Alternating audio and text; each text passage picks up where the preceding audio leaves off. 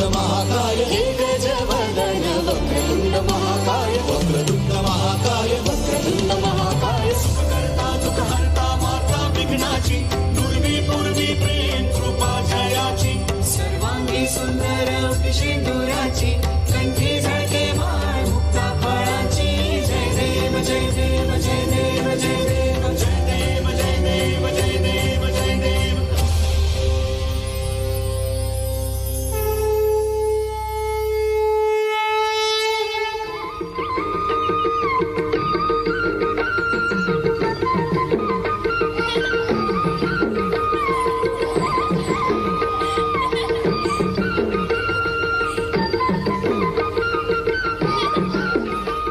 गुड्डू, अरे ओ गुड्डू, गुड्डू, अरे ये देखो, अरे हम दिन भर खेत में मजदूरी करते हैं, जी तोड़ मेहनत करते हैं, किसके लाने? अरे तुम्हारे भविष्य के लाने, और तुम यहाँ बैठ के नशे में अपनी जिंदगी बर्बाद कर रहे हो. गांव में और भी मोड़ा मोड़ी हैं जो पढ़ भी रहे हैं और खेल कूद से अपना नाम गांव समाज में रोशन कर रहे हैं.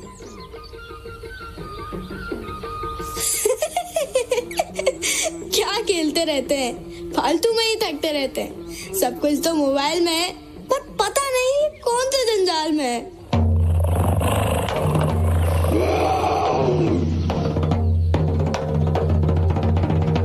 बेटा, मोबाइल पर दौड़ती हैं उंगलियां, पर मैदान में दौड़ता है भविष्य, और मिलती है ट्रॉफियां, मेहनत, हिम्मत, हौसला और जज्बात. खेलों की दुनिया की अलग है बात. अरे है क्या ये खेलों की दुनिया? खेल हमारे लिए केवल प्रतियोगिता नहीं है, वे जीवन जीने की शिक्षा है.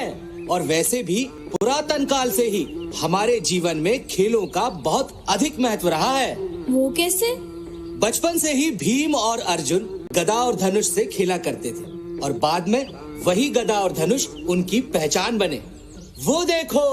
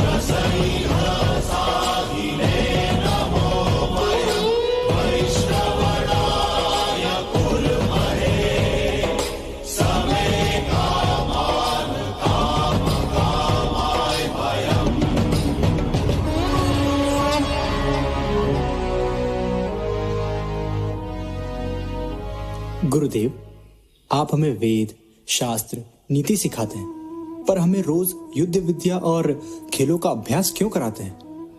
वत्स, क्योंकि ज्ञान बिना शक्ति के अधूरा है, और शक्ति बिना संयम के विनाश है. खेल दोनों को संतुलित करते हैं. गुरुदेव, क्या खेल केवल युद्ध के लिए होते हैं? नहीं पुत्र, खेल जीवन के लिए होते हैं. मलयुद्ध शरीर को बल देता है, धनुर्विद्या लक्ष्य सिखाती है, और रथ संचालन संतुलन, और योग आत्मा को स्थिरता. गुरुदेव, आपने मुझे सिखाया लक्ष्य पर दृष्टि रखो और बाकी सब भूल जाओ. हाँ अर्जुन, खिलाड़ी वही होता है जो लक्ष्य के सिवा कुछ ना देखे.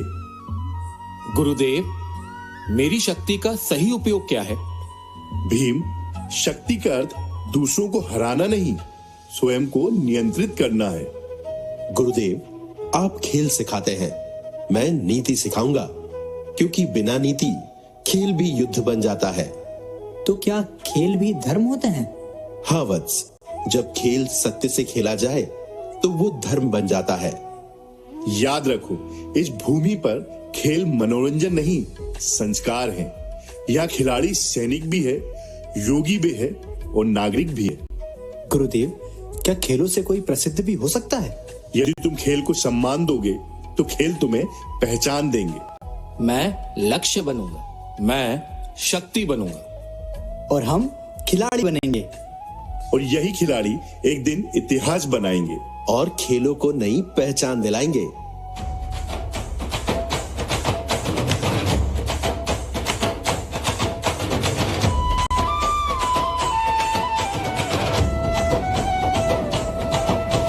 ऋषियों की साधना में शक्ति का स्वर था, धनुष की टंकार में धर्म का असर था।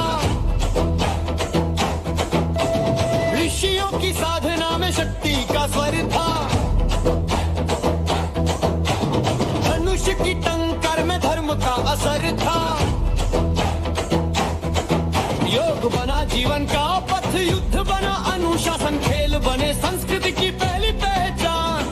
गदा धनुष मल्ल युद्ध शक्ति धैर्य विश्वास, खेलों में ही बसता था भारत का इतिहास। जय हो उस परंपरा की, खेलों में ढली, मैदान से मेडल तक वही विरासत चली। मैदान से मेडल तक वही विरासत चली। मैदान से मेडल तक वही विरासत चली। मैदान से मेडल तक वही विरासत चली। तो देखा प्राचीन काल से ही खेल कैसे हमारे जीवन का हिस्सा थे, हमारी संस्कृति थे। तो आओ अब मैं तुम्हें देश के दिल यानी अपने मध्य प्रदेश से मिलवाता हूँ। चले आओ भैया, जो है अपनो मध्य प्रदेश, इते है भांति भांति की भाषा और भांति भांति के भेष। चलो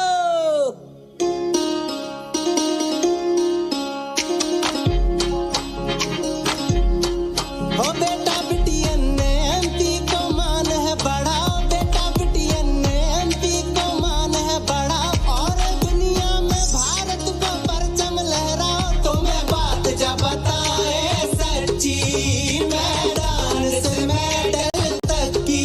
ओ तुम्हें बात जब बताए सच्ची, मैदान से मेडल तक की।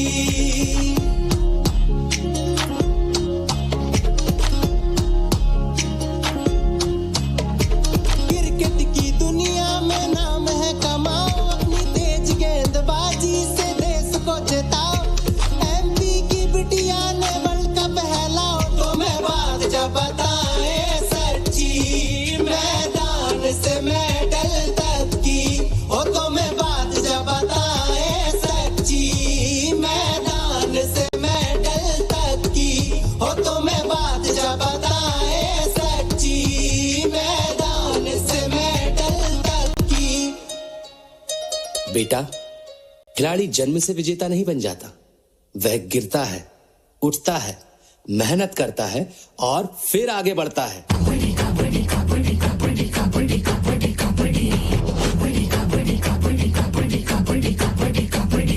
गिर कर जो उठ जाता वो खिलाड़ी कहलाता, लड़ता हर आंसू से इतिहास बनाता।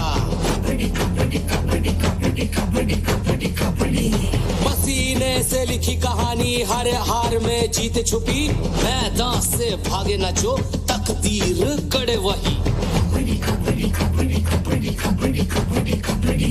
चल चल तू हार न मान, मंजिल है पास खड़ी, मैदान से मेडल तक राह तुझे पुकार रही।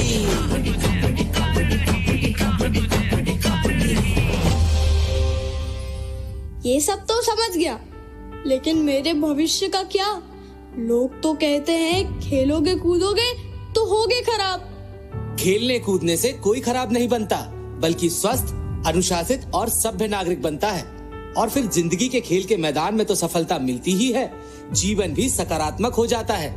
और तो और प्रतिभा और मेहनत से खेलों का सितारा भी बना जा सकता है, जैसे ये सब बने मेजर ध्यानचंद, हॉकी के जादूगर, जिनकी हॉकी स्टिक ने भारत को स्वर्णिम युग दिया। सचिन तेंदुलकर, भारतीय क्रिकेट के महान खिलाड़ी जिनकी बल्लेबाजी ने भारत को विश्व मंच पर गौरव दिलाया। नीरज चोपड़ा, भारत के पहले ओलंपिक स्वर्ण पदक विजेता एथलीट जिन्होंने इतिहास रच दिया। पीवी सिंधु, विश्व बैडमिंटन में भारत का परचम लहराने वाली ओलंपिक पदक विजेता शटलर।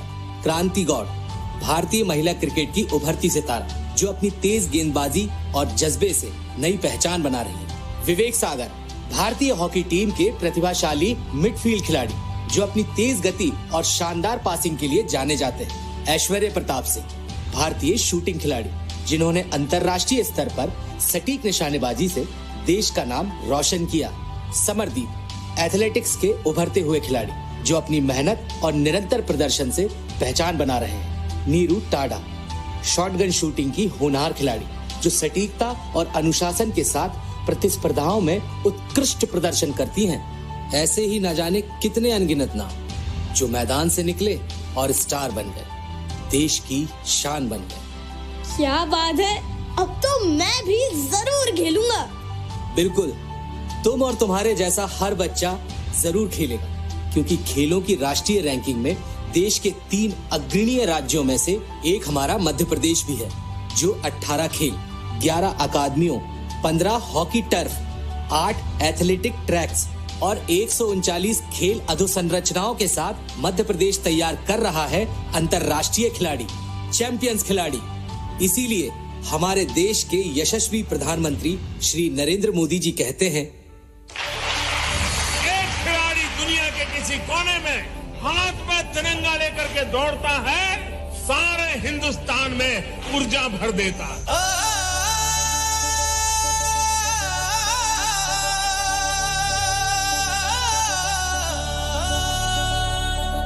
चलो खेल के रंग में रंग जाए सब, एक सा रंग दिलों में हो जब। खेलो एमपी, खेलो सब संग, जोश भरे एक सा रंग। मध्य प्रदेश की जय हो, हम सबकी विजय हो।